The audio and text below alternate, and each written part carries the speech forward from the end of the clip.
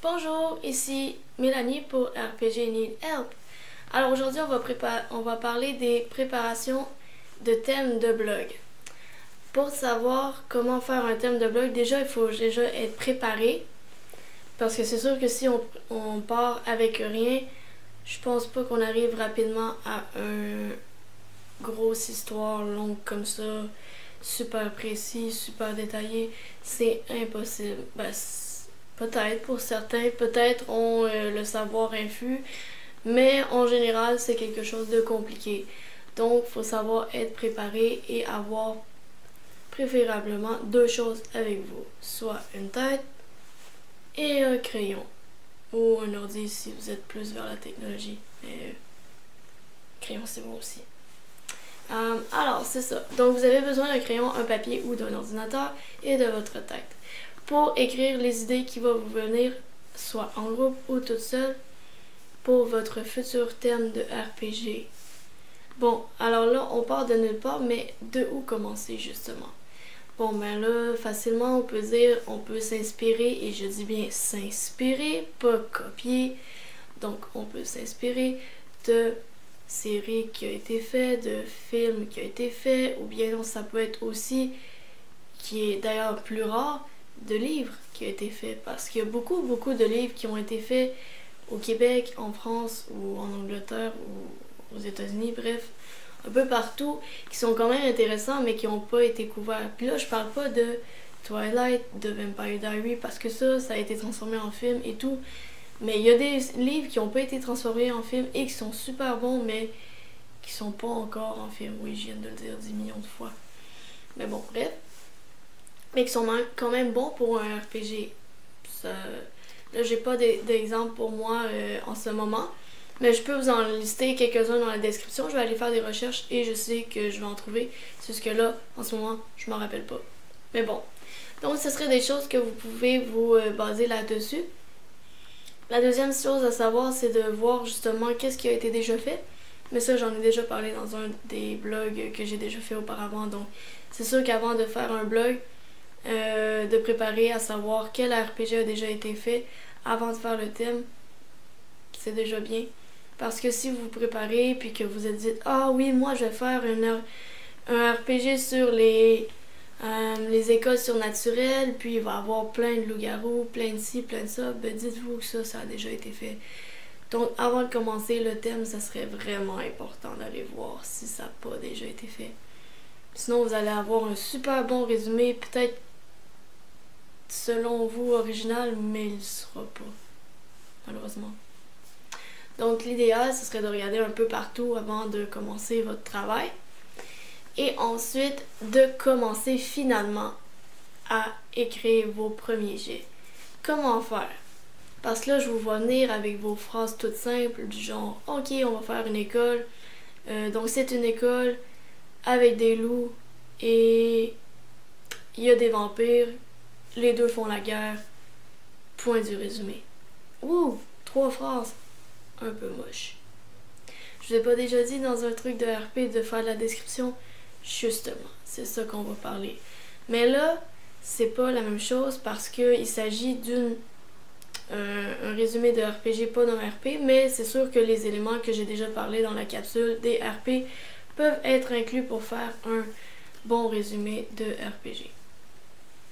Donc les premières choses à faire, c'est surtout de se poser les questions quoi, pourquoi et comment.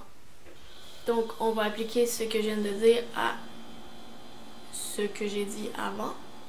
Donc pourquoi? Alors ok, on est dans une école de surnaturel et il y a des vampires et des loups-garous. Pourquoi?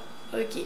Pourquoi? Parce que je sais pas, on est dans un monde parallèle et puis dans ce monde parallèle-là, les créatures surnaturelles, c'est juste ça qu'il y a, les humains ils sont bannis, quelque chose comme ça. Ça pourrait être une des raisons du pourquoi il y a des créatures surnaturelles dans l'école. Qu'est-ce que j'ai dit? Ok, les loups et les vampires se font la guerre. Ben, pourquoi ils se font la guerre? Parce que les loups et les vampires, ce sont deux races opposées qui se sont toujours détestées depuis la nuit des temps, car ce sont deux ennemis prédestinés à se détester et donc à faire la guerre l'un contre l'autre. Ce serait des choses que vous pouvez inscrire. Et puis tant que vous pouvez toujours faire une question de pourquoi, comment et quand, vous pouvez continuer élancablement à continuer votre résumé de RPG. Donc là, après ça, vous allez sûrement avoir un plus ou moins résumé assez étoffé. La prochaine étape, ça serait de voir le genre de résumé que vous voulez faire, du moins de contexte, car je dis résumé, mais résumé veut dire contexte. Hein?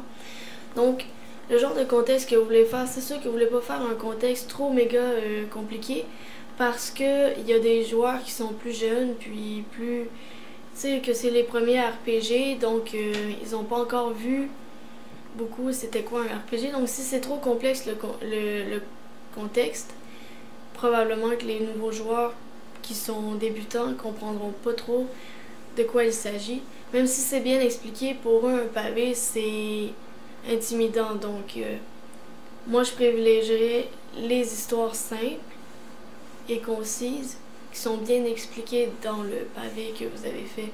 Mais quand même que ça reste pas trop compliqué, qu'on s'égare pas dans 12 000 choses différentes qui ont aucun lien entre eux. Donc c'est sûr qu'un truc aussi au final, ça serait de bien relire le contexte et de voir si vous vous mettez dans la peau d'un débutant, est-ce que vous allez comprendre et être porté à aller à votre RPG. Mais là, il faut le faire objectivement. C'est sûr que vous le dites, ok, ben oui, c'est sûr, ils vont aller tous sur mon RPG.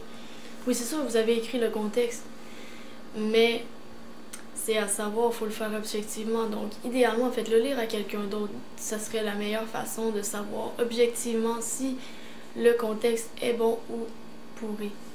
Mais, ou moins bon. Voilà. Donc, ce serait ça. Deuxième chose qui va aussi englober, parce que là, ça va être pour les joueurs et pour les admins dans un même truc.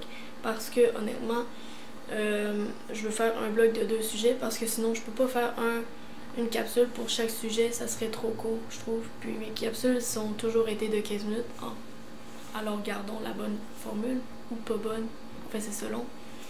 Donc, autre chose à préciser, quand vous êtes un joueur de RPG, il faut savoir sa limite de nombre de RP en cours en même temps.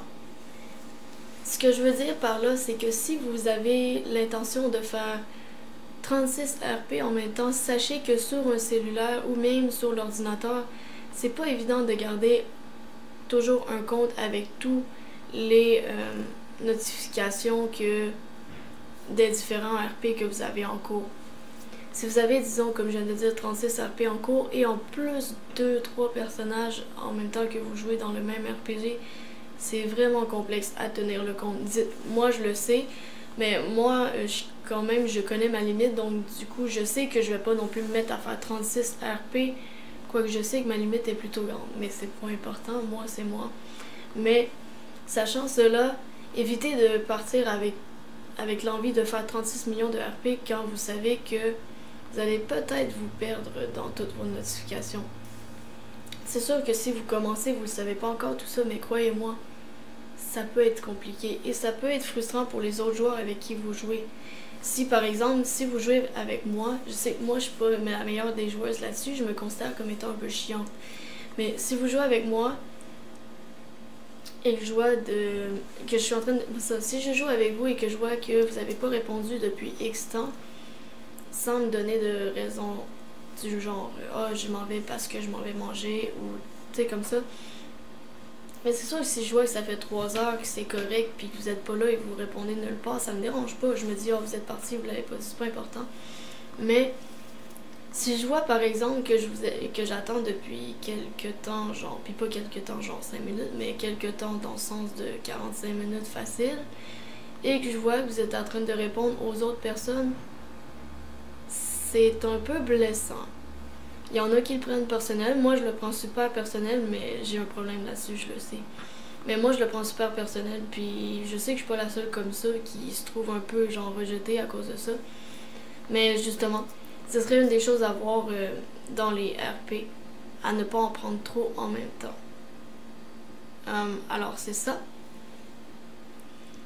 Le truc, ça serait de voir, là, si avec 3 RP, gros max au début, 3 RP, c'est déjà bon. Si vous êtes capable de tenir à 3 et que vous savez que à peu près aux 5 minutes, vous avez déjà répondu. Parce que le truc, c'est ça.